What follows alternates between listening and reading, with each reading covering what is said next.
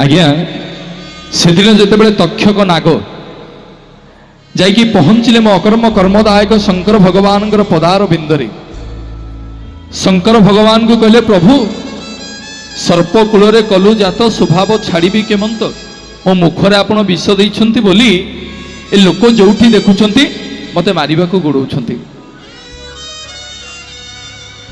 ଏ ଲୋକ ଯୋଉଠି ଦେଖୁଛନ୍ତି ମତେ ମାରିବାକୁ ଗୋଡ଼ଉଛନ୍ତି ଯେ ପ୍ରଭୁ ଆପଣ ଟିକେ ମତେ କୃପା ଆଉ କରୁଣା କରନ୍ତୁ। ସେଦିନ ତକ୍ଷକ ନାଗକୁ ମୋ ଅକର୍ମ କର୍ମଦାୟକ ଶଙ୍କର ଭଗବାନ ତାଙ୍କ ଗଳାରେ ଗୁରେଇ ଦେଇଥିଲେ ବୋଲି ଭକ୍ତ ତାଙ୍କୁ ଆଜ୍ଞା ଶ୍ରଦ୍ଧାରେ ସର୍ପେଶ୍ୱର ବୋଲି ଜାଣିଲା।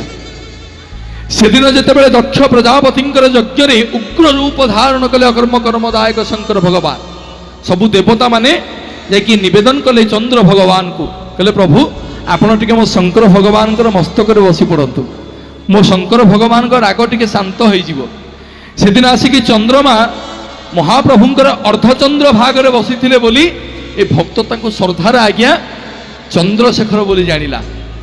ସେଦିନ ଯେତେବେଳେ ହଳାହଳ ବିଷକୁ ମୋ ଅକର୍ମ କର୍ମଦାୟକ ଶଙ୍କର ଭଗବାନ ପାନ କଲେ, ଅକର୍ମ କର୍ମଦାୟକ ଶଙ୍କର ଭଗବାନ ଯେତେବେଳେ ପାନ କଲେ କଣ୍ଠ ଦେଶ ଆଜ୍ଞା ନୀଳ ପଡ଼ିଗଲା। ଏ ଭକ୍ତ ତାଙ୍କୁ ଶ୍ରଦ୍ଧାରେ ନୀଳକଣ୍ଠେଶ୍ୱର ବୋଲି ଜାଣିଲା। ସେଦିନ ଯେତେବେଳେ ଗୋଟେ ଚୋରଟି ଆଜ୍ଞା ଚୋରି କରିଦେଇ ଆସିକି ଲୁଚିଗଲା ପ୍ରଭୁଙ୍କର ମନ୍ଦିରରେ, କଳା ବଳଦକୁ ସେ ଧଳା କରିଥିଲେ ବୋଲି ଭକ୍ତ ତାଙ୍କୁ ଶ୍ରଦ୍ଧାରେ କୋଉ ସ୍ୱର ବୋଲି ଡାକିଲା? ଧବଳେଶ୍ୱର ବୋଲି ଡାକିଲା। ସିଏ ହଉଛନ୍ତି କଥା କୁହ ଠାକୁର। ଆଜ୍ଞା ବିଶ୍ୱ ବ୍ରହ୍ମାଣ୍ଡରେ ଦୁଇଟି ନାଥ, ବିଶ୍ୱ ଜଗତରେ ଆଜ୍ଞା ଦୁଇଟି ନାଥ, ଜଣେ ଜଗତର ନାଥ ଜଗନ୍ନାଥ, ଆଉ ଜଣେ ଲୋକମାନଙ୍କର ନାଥ ପ୍ରଭୁ ଲୋକନାଥ। ତାଙ୍କ ଭଳି ଆଜ୍ଞା କେହି ହେବେନି।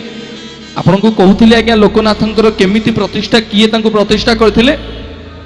ତ୍ରେତୟା ଯୁଗରେ ମର୍ଯ୍ୟାଦା ପୁରୁଷୋତ୍ତମ ଶ୍ରୀରାମଚନ୍ଦ୍ର ଯେତେବେଳେ ବନବାସ ଦଣ୍ଡକୁ ଭୋଗ କରୁଥିଲେ, ଆସିକି ଶ୍ରୀକ୍ଷେତ୍ର ମାଟିରେ ପହଞ୍ଚନ୍ତି, ସକାଳ ପାଇଲେ ଅକର୍ମ କର୍ମଦାୟକ ଶଙ୍କର ଭଗବାନଙ୍କୁ ଆଜ୍ଞା ପୂଜା କରିବେ। କେମିତି ପୂଜା କରିବେ? ଶିବଲିଙ୍ଗ କୋଉଠୁ ଆସିବ, ପୂଜା ସାମଗ୍ରୀ କୋଉଠୁ ଆସିବ? ଚିନ୍ତାରେ ପଡ଼ିଗଲେ ରାମଚନ୍ଦ୍ର ଭଗବାନ। ଗୋଟେ ଲାଉ ଆଜ୍ଞା ଫଳିଥିଲା, ସେ ଲାଉକୁ ତୋଳି ଆଣିଲେ, ଆଣିକି ବସେଇ ଦେଲେ ଗୋଟେ ପଥର ଉପରେ। ଅକର୍ମ କର୍ମଦାୟକ ଶଙ୍କର ଭଗବାନଙ୍କୁ ମନ ଭିତରେ ସ୍ମରଣ କଲେ, କହିଲେ ହେ ପ୍ରଭୁ ଆପଣ ଯଦି ସତରେ ଚନ୍ଦ୍ର ସୂର୍ଯ୍ୟକୁ ଆତଜାତ କରୁଛନ୍ତି, ଏ ଲାଉରେ ଆଜି ଆପଣ ବିରାଜମାନ କରନ୍ତୁ। ସେଦିନ ଅକର୍ମ କର୍ମଦାୟକ ଶଙ୍କର ଭଗବାନ ଲାଉରେ ବିରାଜମାନ କରିଥିଲେ ବୋଲି ଭକ୍ତ ତାଙ୍କୁ ଶ୍ରଦ୍ଧାରେ ଆଜ୍ଞା ଲାଉଶ୍ୱର ବୋଲି ଜାଣିଥିଲା। ତାପରେ ପୁଣି ଥରେ ଭକ୍ତ ତାଙ୍କୁ ଲାଉକେଶ୍ୱର ବୋଲି ଜାଣିଲା। ତାପରେ ଭକ୍ତମାନେ ତାଙ୍କୁ ଆଲୋକେଶ୍ୱର ବୋଲି ଜାଣିଲେ। ତାପରେ ଲୋକେଶ୍ୱର ବୋଲି ଜାଣିଲେ। ବର୍ତ୍ତମାନ ଆମେ ତାଙ୍କୁ ଡାକୁଛେ କୋଉ ନାଥ? ଲୋକନାଥ। ବିଶ୍ୱ ବ୍ରହ୍ମାଣ୍ଡରେ ଦୁଇଟି ନାଥ, ଜଣେ ଜଗତର ନାଥ ଜଗନ୍ନାଥ, ଜଣେ ଲୋକମାନଙ୍କର ନାଥ ଲୋକନାଥ। ଇଏ ହଉଛନ୍ତି ରତ୍ନ ଭଣ୍ଡାରର ରକ୍ଷକ। ଆଙ୍କ ବିନା ପରମିଶନରେ ଆଜ୍ଞା ସୁନା ଟିକିଏ ବି ମହାପ୍ରଭୁଙ୍କର ନେଇପାରିବେନି। ସେବାୟତ ମାନେ ଆଗ ମହାପ୍ରଭୁ ଲୋକନାଥଙ୍କୁ ମାନସିକ କଲେ, ଲୋକନାଥଙ୍କ ପାଖରେ ଅଧିଆ ପଡ଼ିଲେ, ତାପରେ ଭଣ୍ଡାର ଘରକୁ ଯାଆନ୍ତି। ଏ ହେଉଛନ୍ତି କଥା କୁହା ଦେବତା। ଆଜିର ଏହି ମାଟିରେ ଆପଣମାନେ ଏତେ ସଂଖ୍ୟାରେ ବିରାଜମାନ କରିଛନ୍ତି।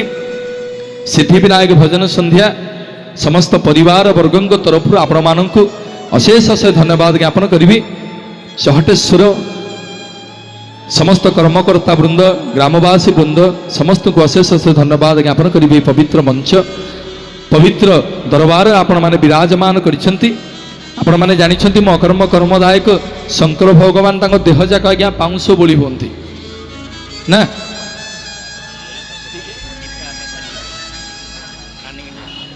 ଅକର୍ମ କର୍ମଦାୟକ ଶଙ୍କର ଭଗବାନ ଦେହ ଯାକ ଆଜ୍ଞା ପାଉଁଶ ବୋଳି ହୁଅନ୍ତି।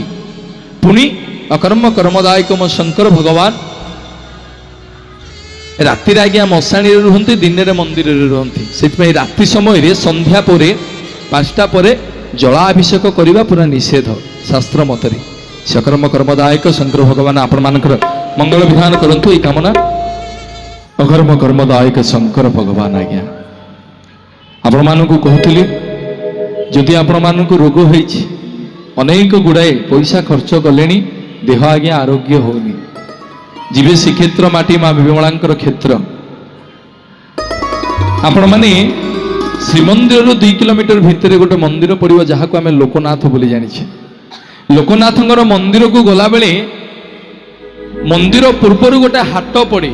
से हाटर ना हूँ चांदीर हाट बा रूपार हाट सब रूपार जिनस आज्ञा से बिक्री हुए सेठिकी जीवे आपण जो अंगटा कम करू नथिबो धर हाथ आज्ञा पारालिसिस कम करूनी गोड़ आपणकर आंठू गंठू बिंधा होची आज्ञा कमु नहीं मुंड कम करूनी से जिनसटी को आज्ञा सेठू किनिबे अकर्म कर्मदायक लोकनाथंकर मंदिर को जीवे से जो सेवायत माने थे से चांदीटी को देदेवे कहते समर्पण करदे सी आज्ञा कौन करेंगे से चांदीटी को धरिकी गंभीर को फोपाड़ी देवे समर्पण करदे बाबा को ये आज्ञा ठीक वर्षे पर बाहर जो दिन बाबांकर पंक उद्धार एकादशी हुए जिते सब चांदी सुना रूपा जी जहाँ सब मानसिक करते बाबा पाखे आज्ञा से पकई दियंती आपण शुणिले आश्चर्य हे ये पंक को नवापाई देश देशांतर लोक आसती आपण आज्ञा मानसिक करके आसबे ठीक वर्षे आज्ञा ये पंक उदाहरण एकादशी बेलू आपण देह आज्ञा आरोग्य हम सी हूँ कथा कुआ ठाकुर आम लोकनाथ गोटे जोरदार करताली दिंतु कहबी आपरे ये लोकनाथ को किए प्रतिष्ठा करते आसतु कर्णपात करवा आपण मानकर सुकंठी गायिका परिचित कंठशिल्पी मानसी पात्र महोदया महाप्रभुंकर उद्देश्य सुंदर भजन जय जगन्नाथ।